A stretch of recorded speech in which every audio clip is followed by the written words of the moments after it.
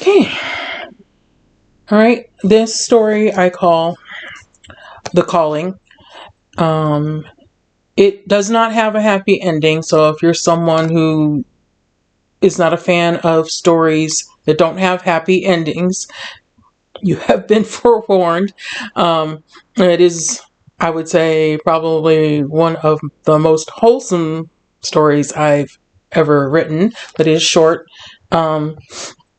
And I would apologize in advance if my HD head injury interferes with my reading process, because it does interfere with my speech on the daily. But I'm just gonna get started with The Calling, and this is my story, and all rights belong to me, the writer. Okay. As usual, Lisa was running late for choir practice at New Orleans University of the Arts. Old New Orleans has been underwater for more than a century. The tsunami caused by an earthquake under the Gulf of Mexico had washed away most of the coast of Louisiana. Lisa, who's nearly late for everything, knows the history. Many refused to abandon New Orleans after Hurricane Linus, vowing to rebuild. But the city had never truly recovered. More than half of the population drowned when the tsunami hit. Most of those who were left refused to leave, claiming they were called by God to stay, insisting the water would recede. Except the water didn't recede. The lucky ones died right away from dehydration, some starvation. The rest died after the seals on a research facility failed to hold, failed to hold, releasing a genetically engineered virus. New Orleans was built in tribute to the lost city. But even here, they have to worry about occasional flooding and hurricanes. Nearly the whole city is built on stilts. The financially well-off have ramps they've purchased to park their vehicles on. And nearly every home has a boat, no matter how basic, strapped to or tethered to the back deck or steps. Lisa is aware of all these things as she rushes in late to choir. "Lisa, you're late again," states the professor. "Yes, ma'am, I'm sorry." Lisa quickly taking her place. She won't lie and say it won't happen again. She knows she's habitually late, starting with being born 2 weeks overdue. Halfway through practice, there's rumbling, and Lisa finds herself stumbling into her fellow choir members as there are shouts of surprise and fear. "Be calm," the professor calls out firmly. "It's just a little tremor. See? It's over already." But she can see she's lost them. They're all nervous and shaken.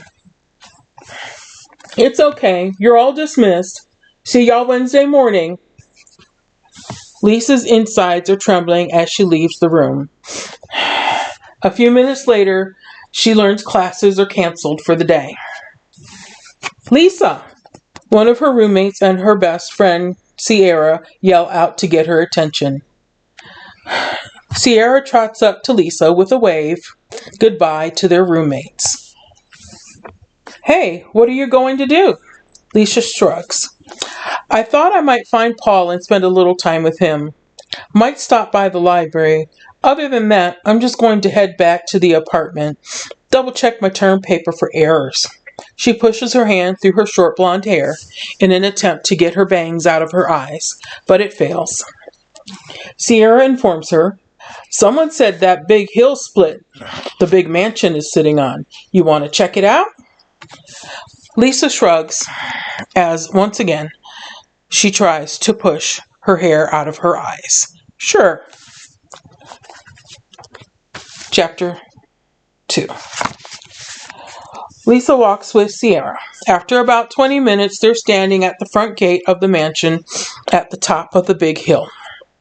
The mansion's been there nearly a century. Neither girl is aware the hill is is man-made, so the mansion sits well above the flood line. Looks okay to me, Lisa tilting her head as she looks at the front of the mansion. Sierra bumps Lisa's shoulder with her own. Come on, let's walk around it. I wonder what it's like to live in something that huge. Lisa responds dryly. I'm sure the dusting is never ending. The two young women pause at a collapsed section of tall wrought iron fence. A few meters up the hill, there's a wide crack in the hill that goes up to the base of the house. Homes here don't have basements. They're built 3.5 meters. That's about 12 feet above ground. A basement would only flood during hurricane season when they get lots of rain. They can clearly see the mansion has a basement that was built above the flood line. A part of the basement wall where the hill opened up has collapsed in. Hey! Sierra calls to a small group of young adults at the mouth of the fissure. What are y'all doing? A young man answers loudly. There's a light on. We're going to check it out. But that's trespassing, responds Sierra. What if someone's hurt in there? Asks the young man. Someone might need help. The young adults slip inside as Sierra pulls Lisa to the mouth of the gap. She asks, What do you see? Lots of cool stuff, answers someone. Well, don't touch anything, directs Sierra, rushing in. Sierra, wait, calls Lisa, rushing after her. Then both young women are standing inside with dust, dirt, and bricks at their feet. Their eyes are big and their mouths agape with awe. It looks like a museum. Someone is a collector of rare art and musical instruments. A couple of paintings have fallen off the walls, and some displays have fallen over. Except for the dirt at their feet, it's clear someone keeps this place immaculate. A young man reads a plaque on a piano out loud. Harry Connick Jr.'s favorite baby grand. This guitar was Eddie Van Halen's, says the other young man. Lisa notices a saxophone, trumpet, and snare drum that had been encased in some type of plastic wrap, but the wrap tore open when the instruments fell over. Paul would love that drum, comments Lisa. Her Paul is part of the university's drum line. Lisa plays a couple of instruments herself, but she's best known for her piano skills. Your little drummer boy, teases Sierra. Then she agrees, yeah, he'd get a big kick out of that. You two just need to get married and get it over with. We will, responds Lisa, squatting to have a better look at the snare drum. What do you kids think you're doing? Shouts a mature man. He didn't come through the hole in the wall. He came down from up inside the mansion. He has startled all the young people who panic. A couple of the young people that entered ahead of Lisa and Sierra grab things as they run. Hey! Shouts Lisa as the young man who's grabbed the snare drum. She chases the young man through the gap, back outside, over the fallen section of wrought iron fence for nearly a block. Lisa! Sierra shouts. He's too fast. Lisa stops, looks back at Sierra. Sierra is a serious athlete who jogs every morning, yet Sierra is clearly out of breath. Are you okay? Asks Lisa, concerned. I don't know, says Sierra, holding her stomach. Then Sierra vomits. Lisa's torn. She wants to continue to pursue the snare drum, but Sierra is obviously ill. With a deep sigh, she puts an arm around Sierra. Come on, let's go back to the apartment. Sierra vomits more on the way back to their apartment. Lisa vomits too. She doesn't register a couple of people they pass complain of suddenly not feeling well. Yet despite her own queasy stomach and her friend's sudden illness as they walk home, Lisa's mind keeps returning to the snare drum. It's as if it's calling to her. And by the time she reaches the apartment with Sierra, she's convinced she needs to find the drum for Paul. There are no basement apartments in New Orleans. No ground level ones either. The tsunami may have happened over a century ago, but no one has forgotten. Nothing essential is on the ground level floors of the handful of high rises in the city. The 13th floor is where you'll find the essential systems of those buildings. But their modest apartment isn't in a high rise. Its thick carbon fiber and steel stilts have its base 3.5 meters above ground and are anchored deep into the earth. There are 2 levels of 4 identical apartments. Residents that own a vehicle park underneath the apartments. Neither young woman has a car. They share their apartment with 2 other young women, also students like themselves. There's 1 bedroom on one side of the apartment with 4 built-in truck-style bunks with privacy curtains, built-in shelves and desk. The 4 closets with mirrored doors are actually outside the bedroom. Then there's the living and kitchen area. Then 2 3/4 baths and 1 half bath / laundry. Lisa and Sierra share 1 bathroom while their 2 roommates share the other. The rent is cheap, $400 a month, meant to be easily split 4 ways by college students, except some residents are single parents taking advantage of the cheap rent. Chapter 3. Lisa helps Sierra into her bunk. They both have bottom bunks, and Lisa is grateful they have bottom bunks. She sits a small trash can next to the bed for Sierra and sits on the edge. Lisa confesses, "I need to tell you something." Sierra gives Lisa's knee a companionable pat. "I'm listening." "I was jealous when you got your calling as Sunday school secretary," admits Lisa. "I can do more than play the piano." "Of course you can." Sierra sits up and hugs Lisa's shoulders. "You're smart, talented, and pretty in an extra cute way." Lisa takes a deep breath. "But you're so beautiful. You've never gotten anything less than an A-. You never need a tan. And you always seem to know just what to say."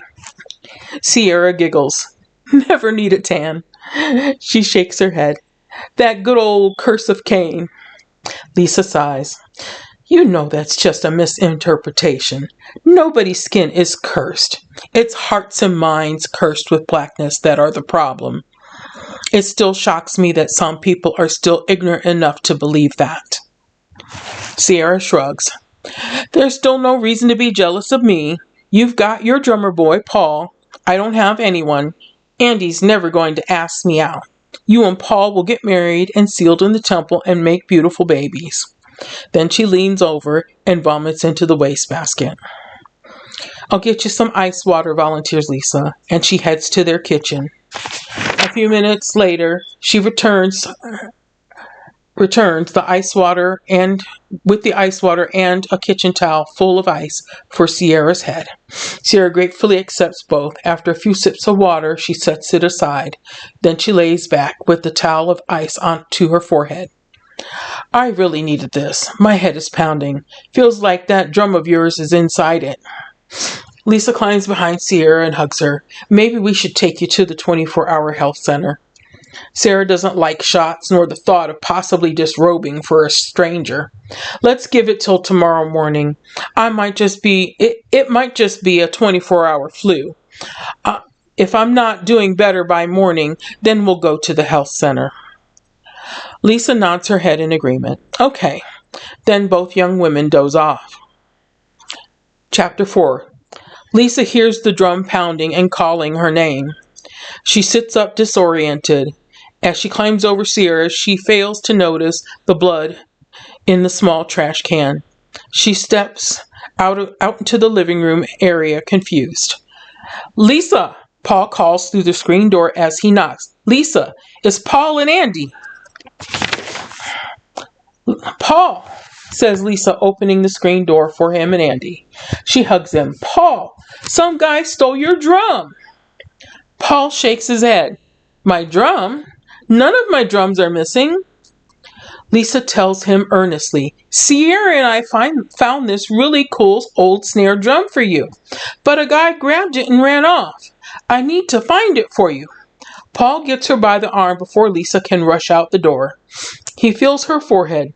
Don't worry about that right now. You're burning up. Lisa absently scratches an itchy spot on her back as she insists, I'm fine. Except that itchy spot on her back is where her skin has started to rot. Sierra leans over the side of her bed and heaves more blood-tainted vomit into the small wastebasket. But Lisa, Paul, and Andy can't see that from the living area. Gee, says Andy, worried. Sierra sounds really sick. Lisa, Sierra calls, tell Paul to find that God-blessed drum. I can hear it beating inside my head. He's got to find it so it'll stop. You have to find it, Lisa tells Paul. I can hear it calling. It won't stop calling until you find it. Hush, Paul hugs Lisa and strokes her hair. Andy and I stopped to check on you two because there are lots of people sick right now. The 24-hour health center, the hospital emergency room, and the university infirmary are overfull with sick people. But the drum, Paul, Lisa insists. You gotta find the drum so it'll stop calling. I'll take care of that, Paul assures her. You just look after Sierra and try to get some rest yourself. I'll find the drum. You promise? Asks Lisa. I promise, assures Paul, kissing her forehead. You just keep an eye on Sierra and have a lie down while I go find that drum, okay? Lisa nods and agrees. Okay. I'll even help him look, Andy anxious to talk with Paul. Paul gives Lisa a quick kiss. I won't be gone long. Come on, Andy. Outside, Andy, very worried, turns to Paul. They're both really sick. What's going on? Paul shrugs and answers, something really contagious is going around. Makes people delirious. Probably the high fever. Let's go to the pharmacy. We can buy fever reducer meds. Ask the pharmacist what's best for vomiting. Do you think Sierra's going to be all right? I know I'm a big coward. I've been meaning to ask her out for forever, admits Andy. Paul smiles knowingly. Just ask her. She's going to say yes. You don't know that, states Andy as they're walking. Yes, I do, Paul informs him, smiling. My fiancé is her best friend, remember? At the pharmacy, it's easy to tell the cashier is ill as they pass him heading to the aisle with fever reducers, cold and flu relievers, and find the aisle nearly bare. Maybe we should try the other pharmacy, suggests Andy. Paul shakes his head sadly. I'm sure it isn't any better than this. Too many sick at the same time. He finds a small bottle of acetaminophen and a bottle of pink drink for stomach aches and diarrhea. Let's see if we can find some 7-Up or something. They head down the drink aisle. Andy says frustrated, no 7-Up, no Sprite, no Sierra, miss. Ha! I found a 6-pack of ginger ale. It's perfect, responds Paul as Andy grabs the ginger ale. They head toward the pharmacist's counter, but don't see anyone on the other side. They just barely hear a toilet flush. A minute later, the pharmacist steps through a door that says employees only. Paul and Andy both greet the middle-aged woman, who, like the cashier, is obviously ill. Seems to be a lot of people ill, states Paul. The pharmacist nods solemnly. I called the CDC. They were already aware of the situation. Couldn't get any information, which usually means it's bad. How bad? Asks Andy, worried. The pharmacist sighs, sadly. Usually the people are dying kind of bad. Go ahead and check out. Sal and I are the only two left here, and we're going home to our families. Do you need any help locking up? Asked Paul, ready to help. The pharmacist sighed sadly again. Not going to bother with locking up. Don't think it's necessary. They check out, and the pharmacist and cashier follow them out. The pharmacist gives them a wave. Good luck. If either of you start feeling ill, I suggest you call your families and say your goodbyes. Come on, Sal. I'll drop you off. Chapter 5. About a block away from the pharmacy, a young man, awkwardly carrying a snare drum and pounding it with one hand as he chants something incomprehensible, jogs past Paul and Andy. Paul points at the guy and asks Andy, "Do you think that's?" Andy shakes his head. "Can't be. We must be hallucinating." "We're not." And Paul starts to go after the young man with the drum, shouting, "Hey, wait a minute. I need to ask you about that drum." The young man's response is to go from jogging to running, so Paul pours on the speed. "Paul, wait!" shouts Andy. He can't keep up with Paul. "Oh no," he says to himself as he pauses to vomit. Andy jogs around the next corner in time to see Paul stop to vomit. "Paul, please, wait." And this time Paul waits. Andy states exhaustedly, "Paul, we're sick." Paul nods agreeingly to Andy, then motions for Andy to follow him as he tells Andy to be quiet a minute.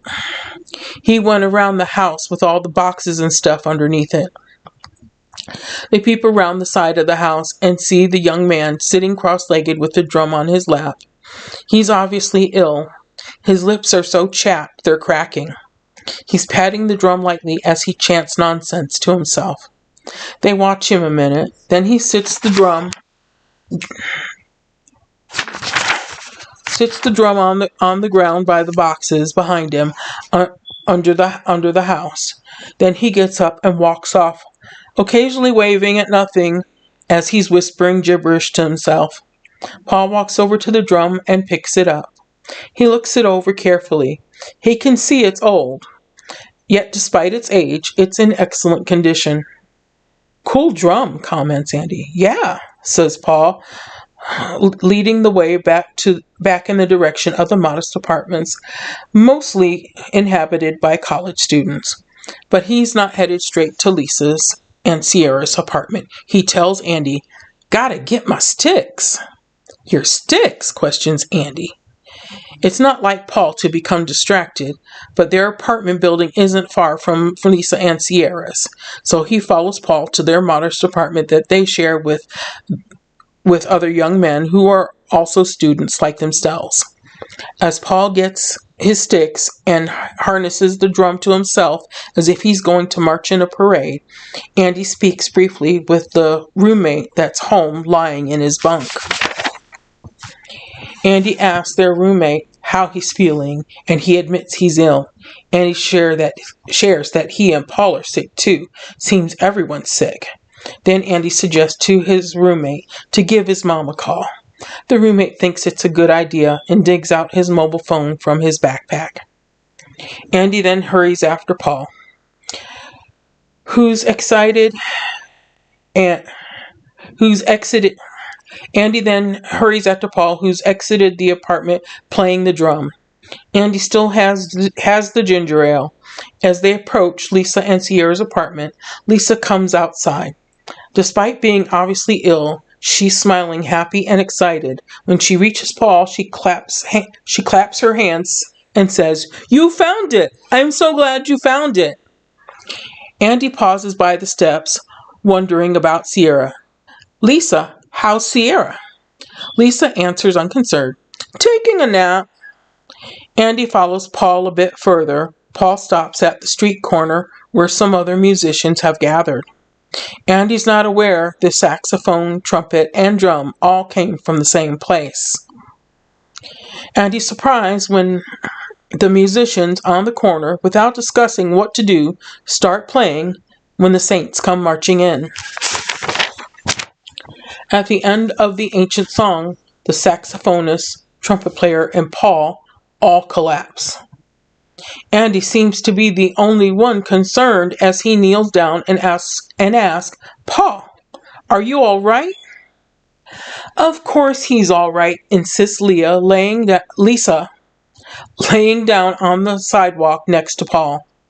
She snuggles up to him and rests her head on his shoulder. "He found the drum."